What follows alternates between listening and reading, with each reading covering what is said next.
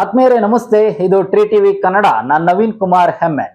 Modi master plan. ಹೌದು, ಏನಿದು Modi master plan ಅಂತೀರಾ? ಮೋದಿ ತಮ್ಮ ಸಚಿವ ಸಂಪುಟವನ್ನ ಪುನರ್ರಚನೆ ಮಾಡಿಕೊಳ್ಳುವ ಮೂಲಕ ಒಂದಷ್ಟು ಪ್ಲಾನ್ಗಳನ್ನ ಹಾಕೊಂಡಿದ್ದಾರೆ. ಅದು ಸಾಮಾನ್ಯ ಪ್ಲಾನ್ ಅಲ್ಲ, ಮಾಸ್ಟರ್ ಪ್ಲಾನ್ಗಳು. ಪಕ್ಷದ ಹಿತದೃಷ್ಟಿಯಿಂದ, ಸರ್ಕಾರದ ಹಿತದೃಷ್ಟಿಯಿಂದ, ಮುಂಬರುವ ಎಲೆಕ್ಷನ್ಗಳ ವೋಟಿಂಗ್ ಹಿತದೃಷ್ಟಿಯಿಂದ, ವೋಟ್ ಬ್ಯಾಂಕ್ ಅನ್ನು ಹಿಡಿದಿಟ್ಟುಕೊಳ್ಳುವ ಹಿತದೃಷ್ಟಿಯಿಂದ ಒಂದಷ್ಟು ಮಾಸ್ಟರ್ ಪ್ಲಾನ್ಗಳನ್ನು ಹಾಕೊಂಡಿದ್ದಾರೆ. ಹೀಗಾಗಿ ಸಚಿವ ಸಂಪುಟವನ್ನ ಪುನರ್ರಚನೆ ಮಾಡಲು ತೀರ್ಮಾನಿಸಿದ್ದಾರೆ. ಈ ವಿಚಾರವಾಗಿ ಈಗಾಗಲೇ ಕೇಂದ್ರ ಗೃಹ ಸಚಿವರಾಗಿರುವಂತಹ ಅಮಿತ್ ಶಾ ಅವರು ರಾಷ್ಟ್ರಪತಿ ಅವರನ್ನ ಮೀಟ್ ಆಗಿ ನಾವು ಕ್ಯಾಬಿನೆಟ್ನ ಪುನರ್ರಚನೆ ಮಾಡ್ತಾ ಇದೀವಿ, ಸಚಿವ ಸಂಪುಟವನ್ನ ಪುನರ್ರಚನೆ ಮಾಡ್ತಾ ಇದೀವಿ ಅಂತ ಹೇಳಿ ಒಂದಷ್ಟು ಮಾತುಕತೆ ನಡೆಸಿದ್ದಾರೆ ಅಂತ ಹೇಳಲಾಗ್ತಾ ಇದೆ. ಹಾಗಾಗಿ ತಮ್ಮ ಸಚಿವ ಸಂಪುಟದಲ್ಲಿ ಯಾರೆಲ್ಲ ತಮ್ಮ ಖಾತೆಗಳನ್ನ ನಿರ್ವಹಿಸುವುದರಲ್ಲಿ ಸೋತಿದ್ದಾರೆ, ಎಡವಿದ್ದಾರೆ, ವಿಫಲರಾಗಿದ್ದಾರೆ ಅಂತಹ ಸಚಿವರನ್ನ ಹೊರಹಾಕುವ ಮುಖಾಂತರ ಹೊಸಬರಿಗೆ ಅವಕಾಶ ಮಾಡಿಕೊಡ್ಬೇಕು ಅಂತ ಹೇಳಿ ಮೋದಿ ತೀರ್ಮಾನಿಸಿದ್ದಾರೆ ಅಂತ ಹೇಳಲಾಗ್ತಾ ಇದೆ.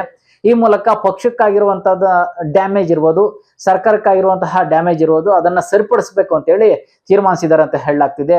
ಉದಾಹರಣೆಗೆ ಹೇಳ್ಬೇಕಂದ್ರೆ ಕೇಂದ್ರ ಶಿಕ್ಷಣ ಸಚಿವರಾಗಿರುವಂತಹ ಧರ್ಮೇಂದ್ರ ಪ್ರಧಾನ್ ಅವರು ರಾಜೀನಾಮೆ ಕೊಡಬೇಕು, ನೀವು ರಾಜೀನಾಮೆ ತಗೊಳ್ಳೇಬೇಕು ಅಂತ ಹೇಳಿ ದೊಡ್ಡ ಮಟ್ಟದ ಪ್ರೊಟೆಸ್ಟ್ ಮತ್ತು ಅಭಿಯಾನ ಆಗ್ತಾ ಇದೆ. ಕಾರಣ ಇಷ್ಟೇ, ನೀಟ್ ಪರೀಕ್ಷೆಗೆ ಸಂಬಂಧಪಟ್ಟಂತೆ ನೀಟ್ ಪ್ರಶ್ನೆ ಪತ್ರಿಕೆ ಸೋರಿಕೆಯಾಗಿ ಮತ್ತೆ ಮರುಪರೀಕ್ಷೆ ಆಯಿತು. ಈ ನಡುವೆ ಒಂದಷ್ಟು ಪ್ರೊಟೆಸ್ಟ್ ಕೂಡ ಅದು, ತುಂಬಾ ಜನ ವಿದ್ಯಾರ್ಥಿಗಳು ತಮ್ಮ ಪ್ರಾಣವನ್ನು ಕಳ್ಕೊಂಡ್ರು. ಹೀಗಾಗಿ ಈ ಎಲ್ಲ ವಿಚಾರವಾಗಿ ಈಗಲೂ ಕೂಡ ಕಾಕ್ರೋಚ್ ಜನತಾ ಪಾರ್ಟಿ ದೊಡ್ಡ ಅಭಿಯಾನವೇ ಮಾಡಿ ಈ ಧರ್ಮೇಂದ್ರ ಪ್ರಧಾನ್ ಅವರಿಂದ ನೀವು ರಾಜೀನಾಮೆ ತಗೊಳ್ಳೇಬೇಕು, ಧರ್ಮೇಂದ್ರ ಪ್ರಧಾನ್ ಈ ಎಲ್ಲದಕ್ಕೂ ಹೊಣೆಗಾರರಾಗ್ಲೇಬೇಕು ಅಂತ ಹೇಳಿ ಪ್ರೊಟೆಸ್ಟ್ ಮಾಡ್ತಾ ಇದೆ. ಈ ಎಲ್ಲಾ ಮುಜುಗರಗಳು ಕೂಡ ಈಗ ಸರ್ಕಾರದ ಮುಂದಿದೆ. ಹೀಗೆ ಯಾರು ತಮ್ಮ ಸಚಿವ ಸಂಪುಟದಲ್ಲಿ ಕಳಪೆ ಪ್ರದರ್ಶನ ನೀಡಿದ್ದಾರೆ, ತಮ್ಮ ಖಾತೆಯನ್ನ ನಿರ್ವಹಿಸುವುದರಲ್ಲಿ ಸೋತಿದ್ದಾರೆ ಅಂತವ್ರನ್ನ ಕೈ ಬಿಡಬೇಕು ಅಂತೇಳಿ ಮೋದಿ ಸರ್ಕಾರ ತೀರ್ಮಾನಿಸಿದೆ ಅಂತ ಹೇಳಲಾಗ್ತಿದೆ. ಈಗ ಏಕೈಕಿ ಧರ್ಮೇಂದ್ರ ಪ್ರಧಾನ್ ಅವರಿಂದ ರಾಜೀನಾಮೆ ಏನಾದರೂ ತೆಗೆದುಕೊಂಡ್ರೆ ಸರ್ಕಾರಕ್ಕೆ ಒಂದು ರೀತಿ ಮುಜುಗರ ಆಗುತ್ತೆ. ಹೌದು, ಸರ್ಕಾರ ಮಾಡಿದ ತಪ್ಪು, ಹಾಗಾಗಿ ಸಚಿವರಿಂದ ರಾಜೀನಾಮೆ ತಗೊಂತು ಅಂತೇಳಿ ಈಗ ಜನಕ್ಕೆ ಬಿಂಬಿತವಾಗುತ್ತೆ ಅಂತ ಹೇಳಿ ಹೀಗೆ ಸಚಿವ ಸಂಪುಟ ಪುನರ್ರಚನೆಯ ಒಂದಷ್ಟು ಸರ್ಕಸ್ ಅನ್ನ ನಡೆಸಿ ಈ ಮುಖಾಂತರ ಈ ತರದ ಒಂದಷ್ಟು ಕಳಪೆ ಪ್ರದರ್ಶನ ನೀಡಿದಂತಹ ಏನು ಸಚಿವರಿದ್ದಾರೆ ಅವರನ್ನ ಬಿಡುಗಡೆಗೊಳಿಸ್ಬೇಕಂತ ಹೇಳಿ ತೀರ್ಮಾನಿಸಿದ್ದಾರೆ ಅಂತ ಹೇಳಲಾಗ್ತಿದೆ. ಇದು ಒಂದು ಕಡೆ ಆದ್ರೆ, ಮತ್ತೊಂದು ಕಡೆ ಪ್ರಾದೇಶಿಕ ಪಕ್ಷಗಳಿಂದ ಬಂಡಾಯ ಎದ್ದಿ ಬಿಜೆಪಿಯನ್ನ ಬೆಂಬಲಿಸಿರುವಂತಹ ಏನು ಎಂಪಿಗಳಿದ್ದಾರೆ, ಬಂಡಾಯ ಎಂಪಿಗಳು, ಅಂತವರಿಗೆ ಒಂದಷ್ಟು ಆದ್ಯತೆಯನ್ನ ಕೊಡಬೇಕಂತ ಹೇಳಿ ತೀರ್ಮಾನಿಸಿದ್ದಾರೆ ಅಂತ ಹೇಳಲಾಗ್ತಿದೆ. ಏನಂದ್ರೆ, ನೀವು ನಮ್ಮನ್ನ ನಂಬಿ ಬಂದಿದ್ದೀರಿ, ನಾವು ನಿಮ್ಮನ್ನ ಕೈ ಬಿಡುವುದಿಲ್ಲ ಎನ್ನುವ ಒಂದಷ್ಟು ಮೆಸೇಜ್ ಅನ್ನ ಅವರಿಗೆ ಪಾಸ್ ಮಾಡುವ ಎಲ್ಲ ಪ್ರಯತ್ನವನ್ನ ಮಾಡಲಾಗ್ತಿದೆ ಅಂತ ಹೇಳಲಾಗ್ತಿದೆ. ಏನಂದ್ರೆ, TMK ಇರ್ಬೋದು, ಹ್ಯಾಪ್ ಇರ್ಬೋದು, ಮತ್ತೆ ಶಿವಸೇನೆ ಇರ್ಬೋದು, ಹೀಗೆ ಒಂದಷ್ಟು ಎಂಪಿಗಳು ತಮ್ಮ ಪಕ್ಷಗಳಿಂದ ಬಂಡಾಯ ಎದ್ದು ಬಿಜೆಪಿಯನ್ನ ಬೆಂಬಲಿಸಿದ್ದಾರೆ.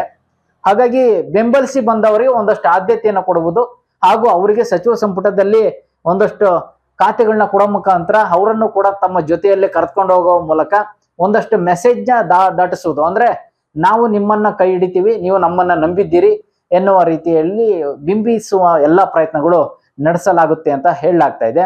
ಮತ್ತೊಂದು ಏನಂದ್ರೆ, ಏನು ದೇಶದಲ್ಲಿ ರಾಜ್ಯವಾರು ವಿಧಾನಸಭೆ ಚುನಾವಣೆಗಳು ಬರ್ತಾ ಇದೆ ನೆಕ್ಸ್ಟ್. ಈ ಚುನಾವಣೆಗಳನ್ನ ಹಿತದೃಷ್ಟಿಯಲ್ಲಿ ಇಟ್ಕೊಂಡು ಅಲ್ಲಿಯ ಸ್ಥಳೀಯ ಬಿಜೆಪಿ ಎಂಪಿಗಳಿದಾರಲ್ಲ ಅವರಿಗೆ ಆದ್ಯತೆಯನ್ನು ಕೊಡುವುದು. ಈ ಮೂಲಕ ವೋಟ್ ಬ್ಯಾಂಕ್ ಅನ್ನು ಹಿಡಿದಿಟ್ಟುಕೊಳ್ಳುವ ಪ್ರಯತ್ನವನ್ನ ಮಾಡಲಾಗುತ್ತೆ ಅಂತ ಹೇಳಲಾಗ್ತದೆ. ಅಂದ್ರೆ, ನಾವು ನಿಮ್ಮ ಕ್ಷೇತ್ರದ ಎಂಪಿಗಳಿಗೆ, ನಾವು ನಿಮ್ಮ ರಾಜ್ಯದ ಎಂಪಿಗಳಿಗೆ ಆದ್ಯತೆಯನ್ನು ಕೊಟ್ಟಿದ್ದೇವೆ, ಹಾಗಾಗಿ ನೀವು ಸದಾ ನಮ್ಮ ಬಿಜೆಪಿ ಜೊತೆಯಲ್ಲಿರಿ, ನಾವು ಎಲ್ಲಾ ರೀತಿಯೂ ನಿಮಗೆ ಸಹಕಾರ ನೀಡುತ್ತೇವೆ ಅನ್ನುವ ಒಂದು ರೀತಿ ಮೆಸೇಜ್ ಅನ್ನ ದಾಟಿಸ್ಬೇಕು ಅಂತ ಹೇಳಿ, ವೋಟ್ ಅನ್ನು ಹಿಡಿದಿಟ್ಟುಕೊಳ್ಬೇಕು ಅಂತ ಹೇಳಿ ಒಂದಷ್ಟು ಮಾಸ್ಟರ್ ಪ್ಲಾನ್ ಅನ್ನ ಮಾಡಿದ್ದಾರೆ ಅಂತ ಹೇಳಲಾಗ್ತಿದೆ. ಹೀಗಾಗಿ ಮುಂಬರುವಂತಹ ವಿಧಾನಸಭಾ ಚುನಾವಣೆಯ ಯಾವ್ಯಾವ ರಾಜ್ಯಗಳಿದಾವೆ ಆ ರಾಜ್ಯಗಳನ್ನ ಫೋಕಸ್ ಮಾಡಿ ಅಲ್ಲಿರುವಂತಹ ಒಂದಷ್ಟು ಬಿಜೆಪಿ ಎಂಪಿಗಳನ್ನ ಸೆಲೆಕ್ಟ್ ಮಾಡಿ, ಅದರಲ್ಲಿ ಸೀನಿಯಾರಿಟಿ ಯಾರು, ಅದರಲ್ಲಿ ಸಮುದಾಯವಾರು ಯಾರು ತುಂಬಾ ಇಡುತ್ತಲಿದ್ದಾರೆ, ಇಂಥವ್ರನ್ನೆಲ್ಲ ಒಂದಷ್ಟು ಸೆಲೆಕ್ಟೆಡ್ ಮಾಡ್ಕೊಂಡು ವೋಟ್ ಬ್ಯಾಂಕ್ ಎಲ್ಲಿ ಯಾವ ಕಡೆ ಜಾಸ್ತಿ ಇದೆ ಅವ್ರನ್ನೇ ಸೆಲೆಕ್ಟ್ ಮಾಡ್ಕೊಂಡು ಮೋದಿ ತಮ್ಮ ಸಚಿವ ಸಂಪುಟಕ್ಕೆ ಸೇರಿಸಿಕೊಳ್ತಾರೆ ಎನ್ನುವ ಒಂದು ಪ್ಲಾನ್, ವೋಟಿಂಗ್ ಲೆಕ್ಕಾಚಾರದ ಪ್ಲಾನ್ ಇದೆ ಅಂತ ಹೇಳಲಾಗ್ತಾ ಇದೆ. ಹೀಗೆ Modi back to back 3 master ಪ್ಲಾನ್ಗಳನ್ನ ಸಚಿವ ಸಂಪುಟ ಪುನರ್ರಚನೆಯಲ್ಲಿ ತೆಗೆದುಕೊಳ್ತಾ ಇದ್ದಾರೆ ಅಂತ ಹೇಳಲಾಗ್ತಿದೆ.